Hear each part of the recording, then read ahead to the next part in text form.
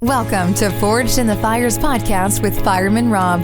Being a fireman, father, veteran, husband, world record holder, and Ironman, he brings stories of experience to impact your life while challenging you to live it. What do you want from your life? Why do you want it? Are you willing to go through the challenges to get there? If you have the courage to take that first step, let this podcast be the catalyst to start your fire while you bring the resilience to make it continue to burn. Our lives are made up of moments called right nows. So let's get started. Forged in the Fires podcast with your host, Fireman Rob, begins now.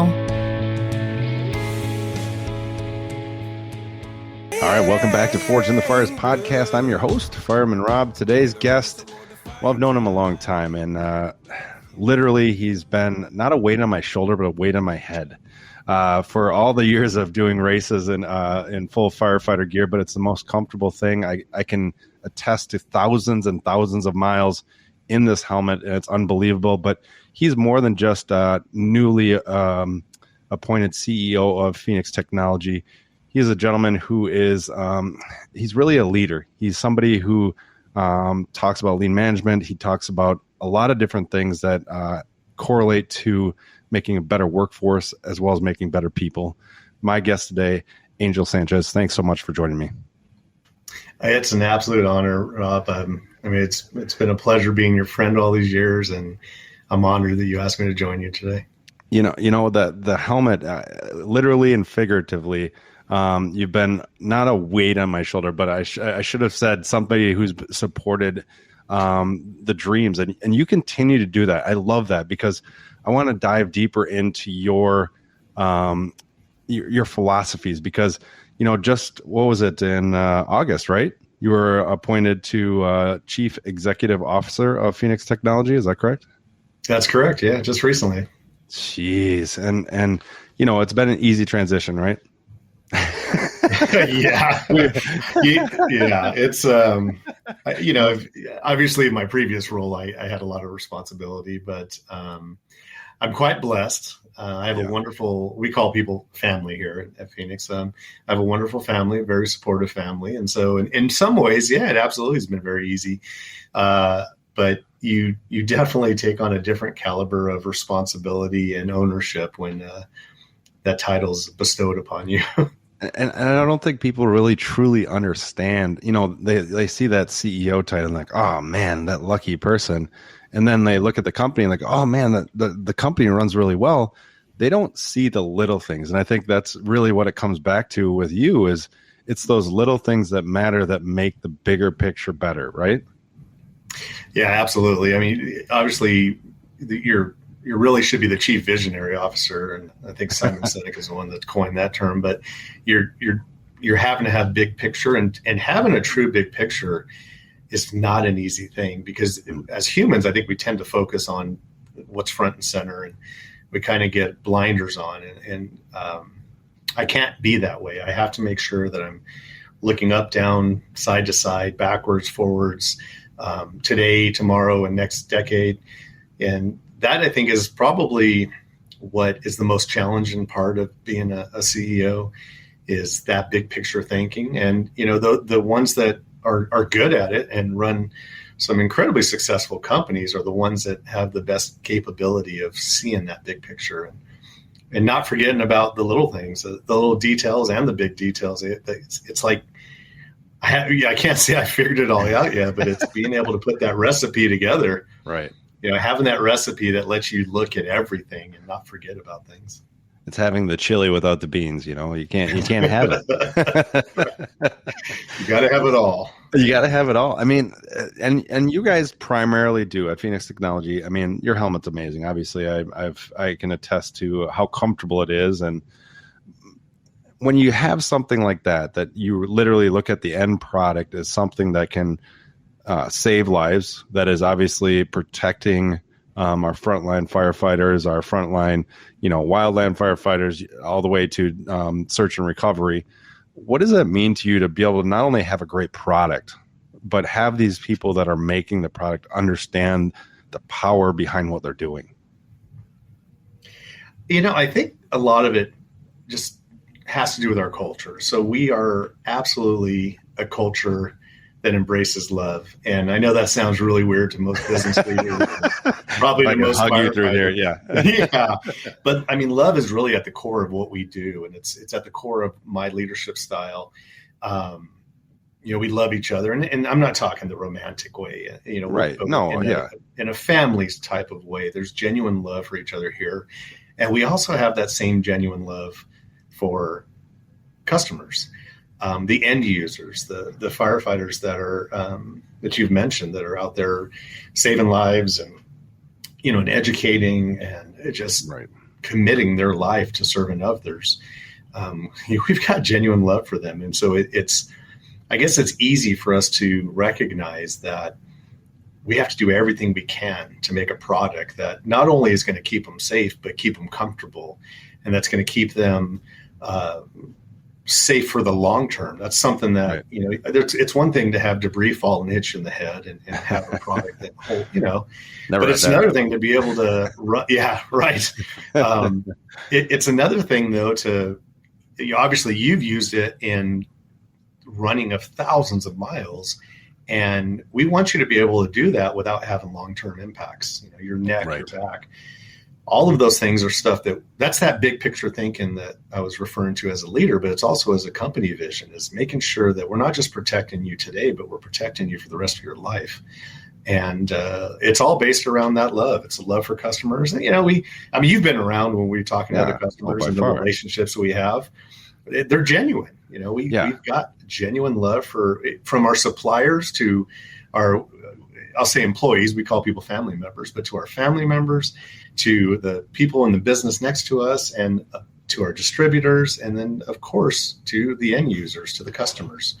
I think that really guides a lot of things, and it makes it a lot easier for the men and women that are building these products and designing these products to do a great job.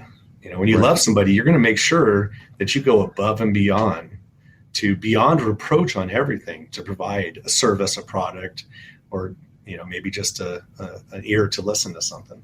Right, and it's more than a product, and I think I love that aspect, because each fire helmet is, you can have some customization to it, and realistically, it's like a child almost at the end of the day.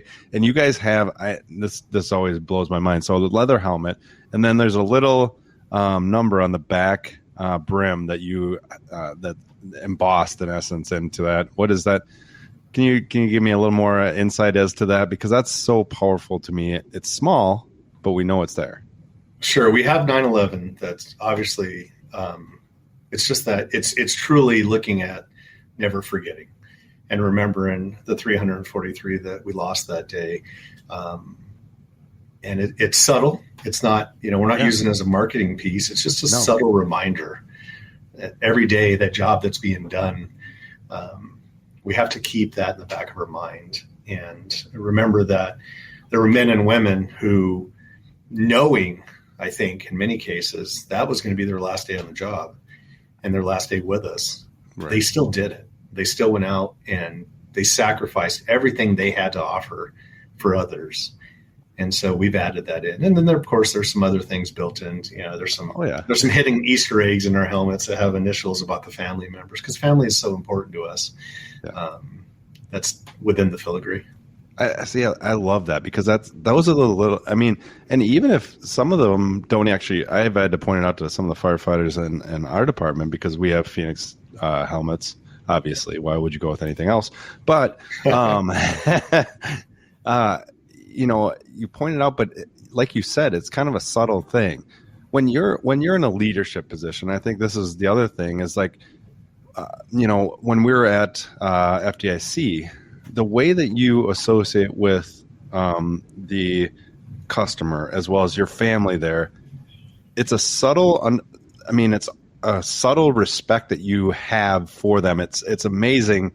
They understand it without you having to say it. How did that come to be? Was that always kind of the way you were, or is that something that you worked on through the years?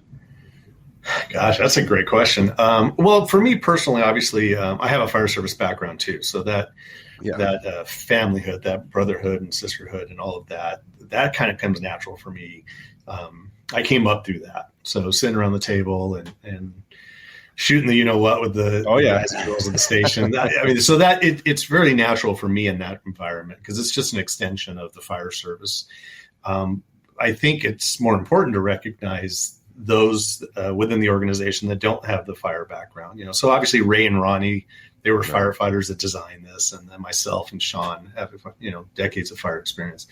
But for the others within our organization, those connections they're totally different. They didn't have that experience. They didn't sit around playing Uno at the firehouse waiting for the tones to go off. I think where they've learned it is it starts here at home. It starts with our own culture here at Phenix, where everyone is so critically important to each other, and that there's such a family environment. And we reinforce over and over again that the end users and our customers, in a lot of ways, the customers are our distributors. Yeah, exactly. But the end users are ultimately our customers. We reinforce on a regular basis. That's part of the family. And oftentimes, most times, if I hear somebody that, like FDIC is a great example, somebody will buy a helmet there at the show, and I'm like, welcome to the family. And I think that is probably at the core is we reinforce, like I've said a couple times over and over again, that's so family. Important. Yeah. You got to treat them like family. And so if you think about how we engage with family, I'm sure I have a very large family. I come from a Mexican Irish background on both sides of the family. Oh boy. They're a huge background. I mean, they're huge families. And, I've been to events with cousins that I've never even met before. And it doesn't matter. They're family. And we start talking, we're laughing, and we're having a good time. And I think that takes place even in the work environment because we know they're part of the family. We just feel comfortable saying hello, smiling, laughing, sharing a beverage or whatever. That's so powerful. And I think when I go into a different kind of realm of that product, you don't always get to see the individuals that make it, right? You don't always get to see the impact that what you made has on individuals, or how it saves somebody's life or neck or anything like that. How do you translate to the individuals who don't know the fire service, who don't know, in essence, because each of our helmets, I have, the helmet that I race with, and I have the helmet at work, but it's mine to customize and make my own and make it realistically. It's an identity thing. How do you convey that even more to that individual who's sewing it, who's, packaging it? Because for me, I'm getting I get goosebumps right now, but that's so powerful of a piece of equipment that they may never see that impact on the back end. Sure. Some of it is our onboarding. We have a very thorough onboarding process, which introduces them not only to, how to build a product or lean, of course, which is a big part of our business, but also the fire history. We have a museum here, which is amazing, and you can learn a lot from that. You go through a tour with Ray during your early days with the organization. But awesome. We have components that are, really it gets down to the insignia. What does 2 cross bugles mean? We go over that stuff with them. We talk about the engines, the pumpers, and understanding a little bit about the tradition of the fire service. And so we do spend a little bit of time as part of their onboarding and introducing them to the basics of the fire service. The other thing we try to do is, even at FDIC, we'll take people from our production environment every year. So different people get to go with us, and they're not salespeople. They make the product, and they go and they get to talk to the firefighters. The after hours, I think, is where you get the most interaction. You get to, everyone's kind of relaxed and being themselves. And so we try to make sure that they get that exposure. We're blessed to have a wonderful fire department here in the city of Riverside, and they happen to be a customer, and they stop by, and we'll come on in the back, come check everything out. And our people get to meet alongside with them. We used to, in the old days, have a lot more fun. We used to take all of our people and put them in burn environments with helmets and turnouts and things like that. Oh, nice. Not safe anymore, right? It's not, there's liabilities associated with that, but we do, we have people try on the products, and we really try to put a lot of emphasis on who the customer is and who that family extension is. What's really blessed us is having, and we have one example for sure. We have a gentleman named Jared out of Memphis who was wearing a TL2, and he fell, I want to say it was 10 or 11 feet straight down on his head, and survived and had no neck or head injuries. Jeez. I asked him to join us on a video call, and I didn't tell anybody, of course. I surprised him, and I said, we have a special guest today that's going to join. We have a daily meeting, and we have a special guest today that's going to join. And he came on, and he shared his story. And I don't think there was a dry eye in the house. Oh, I can imagine. And he's come and joined us at FDIC and worked alongside our people to share his story. And so when those stories happen, we make sure that they're aware of it. But, it's just a matter of providing a pretty detailed and extensive level of information about who our customer is, and not just bringing people on. So like an average person that comes to work here, they go through 480 hours of training for the first 90 hours. It's almost like being a firefighter. It's like you're training them. Darn close, isn't it? Yeah, exactly. Yeah. It's not just how to build a helmet, because that doesn't take very long. It's training and development on our culture. It's training and development on our customer base. It's training and development on lean. It's all these leadership skills. All of that's incorporated in that 480 hours. So we do our best to set them off on the right foot. And then as time goes along, they just naturally pick up from their other family members, certain things. And, we have people that were explorers in the fire service.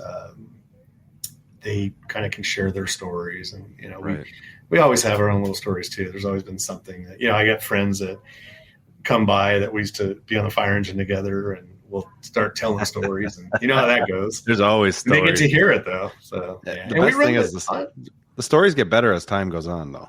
Yeah, it gets so much more exaggerated. You get a basic traffic collision. That next thing you know, it was 500 cars. 500 cars. Yeah.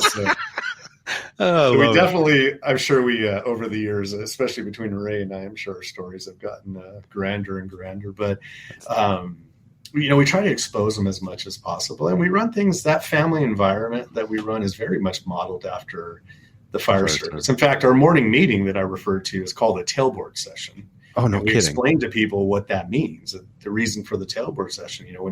When you go to a training, you go out in the field for training, you meet at the tailboard and you discuss safety, you discuss our objectives for the day.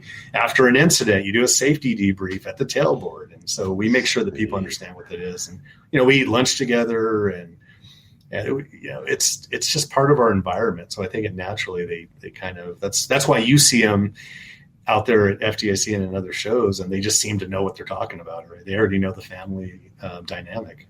Right. And you had mentioned lean, and I want to get to that because I think that wasn't always part of your repertoire, right? No, not at all.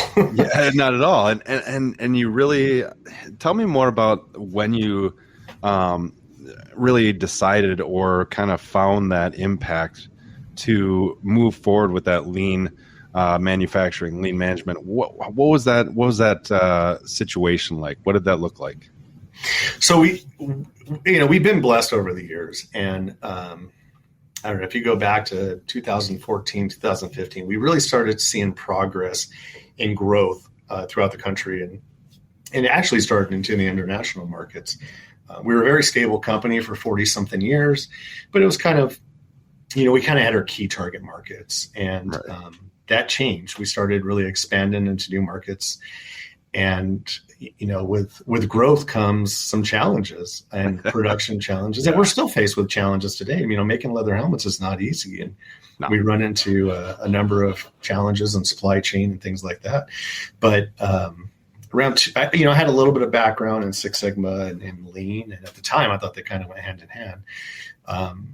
But we had to do something. And I was like, this lean thing, it's supposed to make life easier. Let's look into it. So we did it wrong in the beginning because we focused on the process of lean, and we hired a consultant, and this consultant came out and he talked about, making all these changes. And overnight we were supposed to become Toyota, and gosh, we got so much, it was horrible. We just became just a horrible company because of this. We were focusing on the process. And then I got exposed to a different mentality of lean. And it was a focus on two core components, and that is respect for people and continuous improvement. And, I came to this realization that before we start trying to fix our processes and doing these value stream maps and all these detailed, analytical tools, we got to build a good culture, and we have to build the right culture. And so even to this day, we focus so much energy on culture. And I think we have one of the best cultures of any industry. And it's why people visit us from all over the world to learn about our culture. That led us to really strengthening our people and their empowerment. And that made it much easier to do just the simple things of fixing what bugs you. And believe it or not, that was a big journey into creating a lean environment. And so, of course, and there's a guy named Paul Akers that wrote a book called 2 Second Lean. And we started realizing it's not about making these Kaizen event monumental changes. It's about just making things better every single day. Better people, better products, better world, which is our core focus. And what we started to see with lean is our people were happier. Our customers started to become happier, and we were able to start getting product out the door a lot faster and really add in value for the customers. That if I know over the years we've had price increases, especially around leather, because the cost of raw materials is so much. But if you were able to chart the cost to us of outside material, raw material, things like that, the cost of labor, and the cost to the customer, they're not lined up. We've been able to maintain prices for the most part for the better part of the last decade through some significant increases in the cost to us as an organization. And that is through the efficiencies that we've gained. Things may go up, our external factors may go up 30%, but then we just have to make up some of that in becoming more efficient and passing that savings on to the customer. That's huge. Things like quality and things like that, or that's, if you don't have to redo a product, then you save that money, and that goes into being able to pass savings on to the customers. So when you talk about culture, because I think that's a huge thing in all businesses, obviously, but also especially in a business like yours, where, like you said, there's a dynamic nature of, it's not just you guys producing a product, it's getting the leather in, it's getting the timelines right, everything like that. How did you see, once you got that culture, maybe like an integrity of culture so that it was consistent, how did you see when you mentioned timelines to people or delays? Were they more responsive to you? Were they more accommodating? Yeah, I believe so. We hate to let customers down. I mean, that's right. It sucks. It's just not something and I think it's because we genuinely care. It's not a matter of like, hey, suck it up. You want a helmet, you're going to wait for it. It hurts us. It really does. Like it's almost a depressing thing for us when we have to do that. But I also think that if you treat people right all along, and you create that environment of delight, I'm a firm believer that we have to delight our customers in every experience. And if you do that enough, that people become more accepting when you let them down. It's that love that I talked about. If you build a loving relationship with people, they're gonna. I like my friend Steve Farber, an author. He says that if you've got love within the relationship, you might burn somebody's house down and they'll just be like, things happen. I read that. I was like, wait, I got to read this again because I'm. That's true though. It is. It's of course we don't want to burn anybody's house down. It's not that extreme, but no, I think we're still going to strive to improve the experience every single time. We're going through a tough time right now with the whole world is. I think that helps us too, as everyone's going through a tough time. So we're used to, going and not being able to pick up your favorite ice cream or pick up an electronic device. Why'd you have to mention ice cream? That's what you're thinking about it right now. That's right. Ice cream is the fire service thing worldwide. There you go. But I think, that if the customers know we're doing our best, and we really genuinely are, we're trying our best to improve the experience. And there's things that we're getting out the door. Like most of our helmets are going out the door within a few days of being ordered.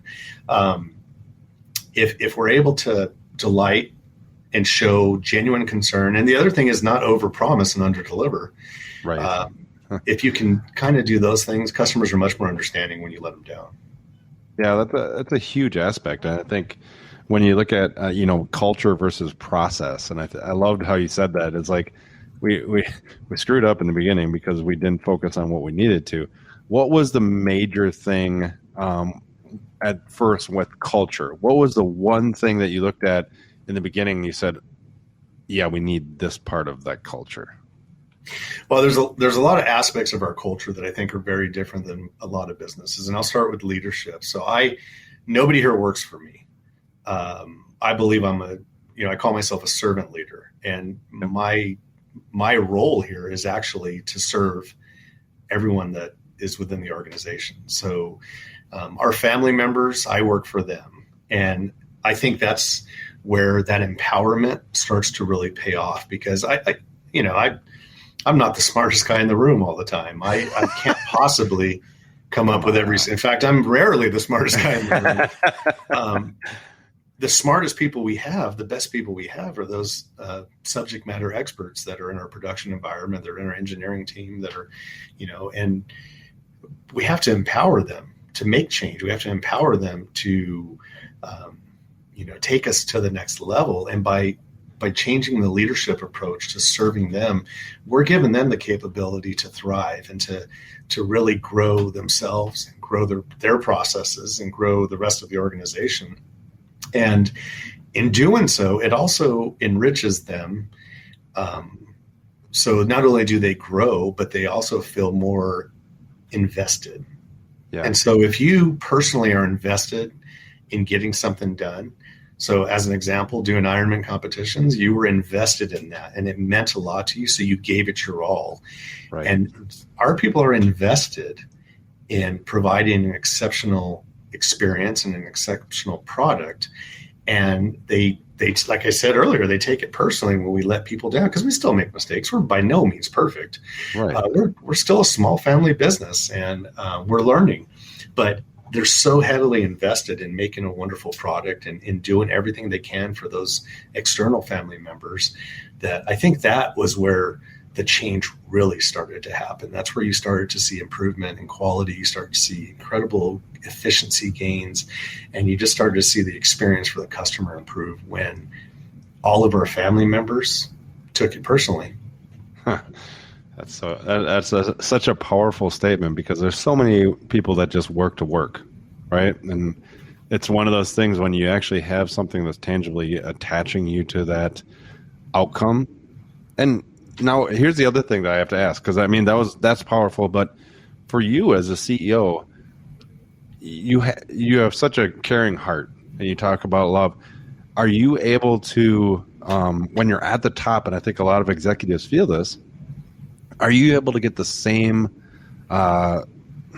love being on the top when you're having to provide it for everyone else? Yeah, that's kind of there's a mixed signal or a mixed message within that. Yeah, I know. Yeah. And the reason for that, there's a couple things. One is I try to maintain a horizontal hierarchy here. So okay. I clean bathrooms just like everybody else. Oh, wow. I go and build helmets sometimes. I want to know the pain that they're going through. And so I can easily, the only thing I don't do is paint, because I'm not very good at it, and I'd hate to screw up a TL2 in the paint process. But aside from that, I can do every job in the organization, and I'll work alongside them. So in many ways, honestly, in every way, I think that's the best way to approach things. I'm a firm believer that email, I don't even like looking at my email. My job is not to be sitting at this desk. It's actually to be on the floor, or to be alongside, our engineers, or alongside our customer experience members, or building a helmet with them. And as a result of that, I think it really makes that hierarchy seem much more flat. They don't necessarily look at me like, I don't walk out there and, all of a sudden there's a CEO. the big man. To a big man. point. Go. Yeah. Don't call me boss, man. Don't refer to me as your boss. Those are things I just don't like. And I don't scold them right away, but I try to encourage them. I'm like, hey, you're more of my boss. My executive assistant, of course. You've talked to her, Stacy. Right. That's my boss. I don't do anything she doesn't tell me I can do, because I've empowered her to manage my schedule, and she's really good at it. And it's the same thing with all of them. I think that definitely gets a little bit more of kind of cohesion. Yeah. But at the same time, I still have to be an executive. I still have to ensure I'm not their buddy. It's almost like parenting. Yeah, in a lot of ways. A little bit.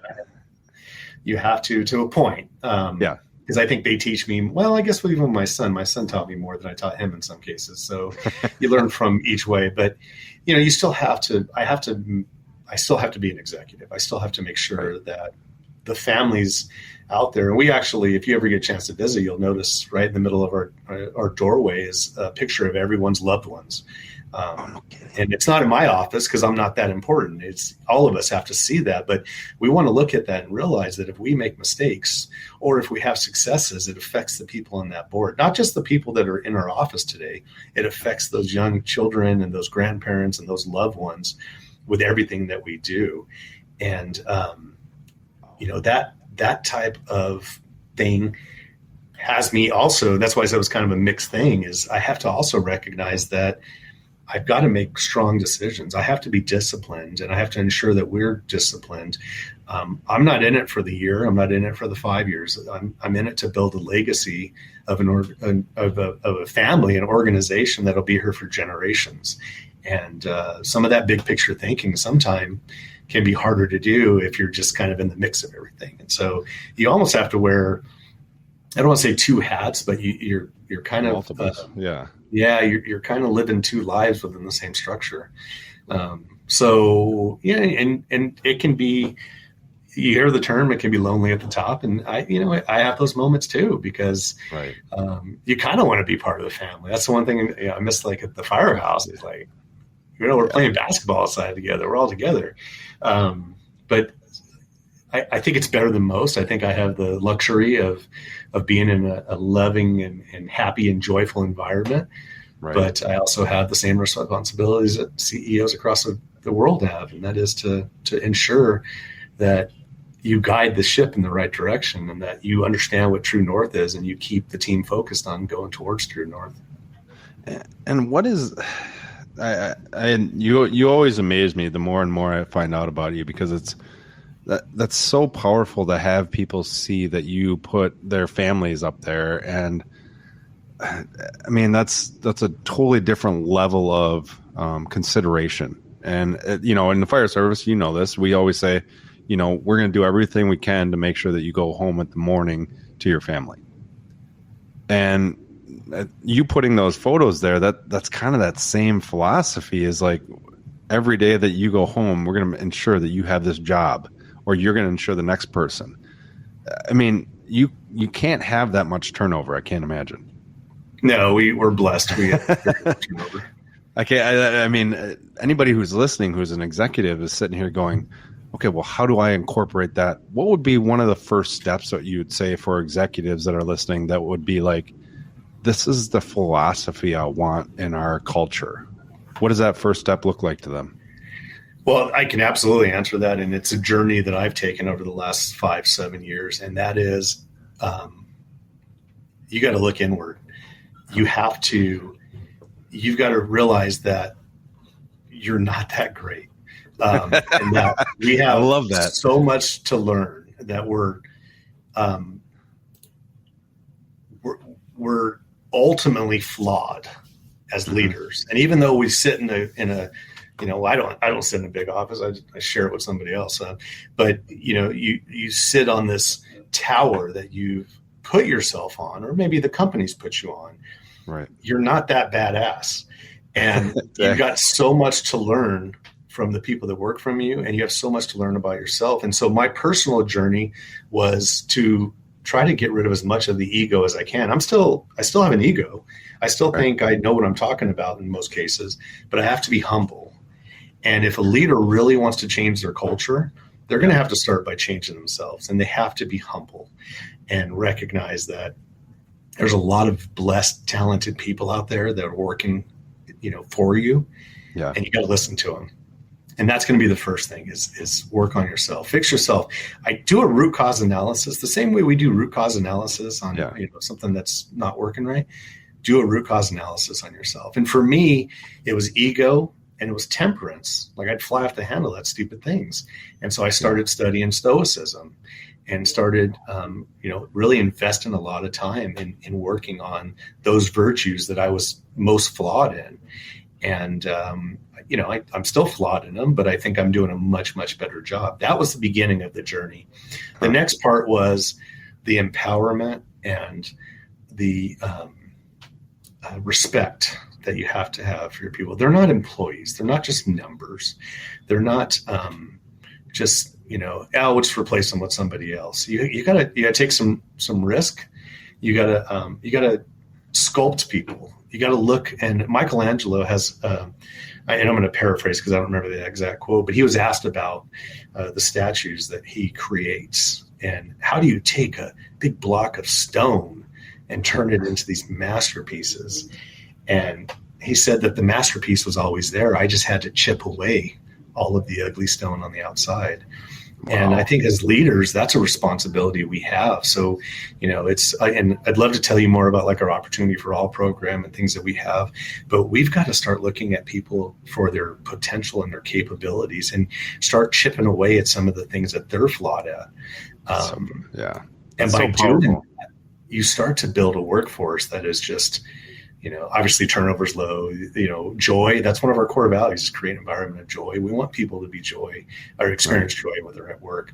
But when you start investing in the people beyond just throwing numbers or saying, we spend $50,000 per person sending them to courses. No, it's truly investing your time, investing your effort and investing in their overall development.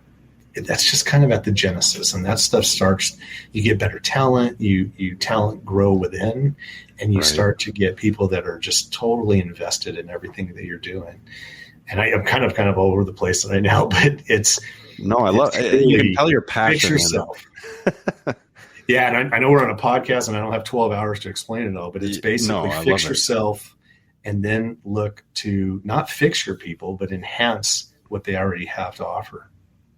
I love it. I mean, that, you can always tell, and I get in trouble with this too, is that you can tell when somebody's passionate about it because they want to make sure that you understand it. And that's exactly who you are and what you are. And I love that. And I know I'm going to have you on again. That's not a question in my mind. Next time we'll have to do it live. That's what I want to do. We'll do it live in the museum. That'd be great. It's going to be awesome. Yeah. Where can people find you if they have questions, if executives have questions, or if somebody's like, gosh, I want to know more about lean, or where's some there they can find you besides LinkedIn? Well, that's going to be the best way. That's going to be the best way. Good. Yeah. Okay, perfect. I don't have a fancy website, and I'm still. We got to build one for you. Yeah. I've had people say, hey, you should write a book and those things. I'm like, I'm not there yet. I have a lot to learn myself, but, I have LinkedIn open. People they absolutely can reach out to me. Of course, phenixfirehelmets.com, you can get a hold of the business. We open our doors. That one of the things that's, I think, special about Phenix, and I'll keep it brief, but. Oh, you're fine. As an organization, our core values we're not about like if you looked at our core values, it's not, make money. It's, those aren't the things. Like our first, core value has to do with making excellence a habit. But the second one is create an environment of joy. And then our third one has to do with leaving the world a better place. And so we open our doors for tours on Tuesdays. That we've had literally thousands of people from around the world come to learn about our culture. So I invite people, if you're in Southern California, would show up, just don't show up. I may be busy, or our team may be busy. But send us, you can send an email to learn@phenixfirehelmets.com, and we'd be happy to share everything we learned. We're, one of our, we have kindergarten rules in our handbook, and one of them is share everything. And we're willing to share how we built our culture this way with anybody. And so they can, you can get me on LinkedIn, or you can send an email to learn@phenixfirehelmets.com, or you can go to our website, and obviously our contact information's on there. I love that. Angel, it's been such an honor. And I always end the podcast the same way with 3 different questions. Are you ready? Absolutely. First question. If you could go back to your 18-year-old self and give yourself one piece of advice, what would that be? I think it's probably the same advice I'd give to my 45-year-old self, and that is don't stop learning. Be humble. Oh, that's awesome. All right. Now, the second question kind of encompasses some of the stuff you talked about, but if everybody's going through challenges and struggles, and what would be 2 things that you'd say incorporate into your life, either in the evening or in the morning or in the afternoon, but do it daily? What are 2 daily habits that you would say people should incorporate into their life to continue to move forward? Sorry, Rob, we got the leaf blower coming by right now. No worries. It's real. I'm gonna get him out of here. He's literally outside of my office right now. So, what I would say that just not just leaders, but I think we all need to do. I'm a firm believer in meditation, and in focus, and in taking a break. In fact, one of the things I try to get our leaders here to do, and I struggle because they're really committed to what they do, is I ask them to go for a walk every day during work hours. Go take an hour and go for a walk. You need to clear your mind. You cannot be on information overload. So I would encourage people to meditate, or go for a walk, or just spend a little time not focused on one thing. And the reason I ask the leaders to do that is I ask them to go out and just go for a walk without anybody else, and without their email or without any access to that, because I think that's where we create the most value. I think that's where our mind, once you start, defragging your mind, you start to really get innovative. And so I'd encourage all leaders, and everyone for that matter, to really defrag every single day. And meditation's a good way to do that. That's a huge thing. All right, here's the last one. This one's a fun one. So if you could have coffee at a firehouse table with 3 people, they can be deceased or alive, who would those people be and why? Oh man, that's 300 people I can come up with. I think. Since we're talking about leadership, I'll throw a couple of different leaders that I think. One is Marcus Aurelius. Oh yeah. Emperor Aurelius, I think, obviously being a student of Stoicism. And then I'm going to throw another Stoic out there, and that's Seneca the Younger. Both of them they've been just, 2,000 years later, very inspirational. And a third one, that's a good, gosh, I'm trying to narrow it down. It's not easy. No, it really is. I mean, you could go through the list, and obviously I would say to, have my father back and be able to spend that time, but to everyone would want to have access. Somebody I think that everyone would want to have access. Wow. I am not really sure. Maybe like Taishi Ono from Toyota. Nice. No, I've not heard that one ever. Yeah, he's, we spent a lot of time. I went over to Japan and learned at Toyota and from some of their tier 1 suppliers. I went on a study mission, and obviously he wasn't there, but I learned about what his vision was. And really kind of as the founder of Lean. I mean, Lean goes back all the way to Galileo. The Lean processes, Henry Ford, all these different people. But I think Ono was really the first one that designed it in the way that we do, with respect for people and continuous improvement. So I'd love to learn more about from him. God, that's amazing. See, I knew I'd get this wealth of knowledge from you. I love it. I'll serve the coffee for you guys. And, I'm not usually great at making coffee, so it may be burned and old, but we'll get to it. Awesome. I mean, firehouse coffee is always, the mud is always the best way to drink it. Yeah, it's just muddy. Awesome. Well, hey, I appreciate your time today, and definitely we'll have you on again. And congratulations on your new role, and definitely keep moving forward. I appreciate it, Rob, and thank you for all that you do too. I know you have a lot of irons in the fire, and you're making a difference, and it's wonderful. I appreciate it. All right. Thanks, folks, for listening. We'll talk to you next time.